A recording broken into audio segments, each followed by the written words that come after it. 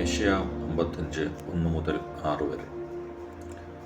അല്ലയോ ദാഹിക്കുന്ന ഏവരും ദ്രവ്യമുള്ള തണുപ്പുള്ളവരായി വെള്ളത്തിന് വരുവേൻ, വന്ന് വാങ്ങി തിന്നുവേൻ.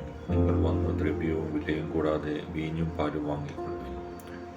അപ്പമില്ലാത്തവന് ദ്രവ്യവും തൃപ്തി വരാത്തതിന് നിങ്ങളുടെ പ്രയത്നഫലവും ചെലവിട്ടതിന് എൻ്റെ വാക്കുകൾ ശ്രദ്ധിച്ചു കേട്ട് നന്മ അനുഭവിപ്പാൻ ഇഷ്ടഭോജനം കഴിച്ച് മോദിച്ചു കൊള്ളുവേൻ. നിങ്ങൾ ചെവി ചായച്ച് എൻ്റെ അടുക്കൽ വരുവേൻ. നിങ്ങൾക്ക് ജീവനുണ്ടാകേണ്ടതിന് കേട്ടുകൊള്ളുവേൻ. ദാവീദിന്റെ നിശ്ചല കൃപകൾ എന്ന ഒരു ശാശ്വത നിയമം ഞാൻ നിങ്ങളോട് ചെയ്യും. ഞാൻ അവനെ ജാതികൾക്ക് സാക്ഷിയും വംശങ്ങൾക്ക് പ്രഭുവും അധിപതിയുമാക്കിയിരിക്കുന്നു. നീ അറിയാത്തൊരു ജാതിയെ നീ വിളിക്കും. നിന്നറിയാത്തൊരു ജാതി നിന്റെ ദൈവമായ യഹോവ നിമിത്തവും ഇസ്രായേലിന്റെ പരിശുദ്ധൻ നിമിത്തവും അവൻ നിന്നെ മഹത്വപ്പെടുത്തിയിരിക്കയാൽ തന്നെ നിന്റെ അടുക്കൽ ഓടിവരും. യഹോവയെ കണ്ടെത്താനാകുന്ന സമയത്ത് അവനെ അന്വേഷിപ്പേൻ. അവൻ അടുത്തിരിക്കുമ്പോൾ അവനെ വിളിച്ചപേക്ഷിപ്പേൻ.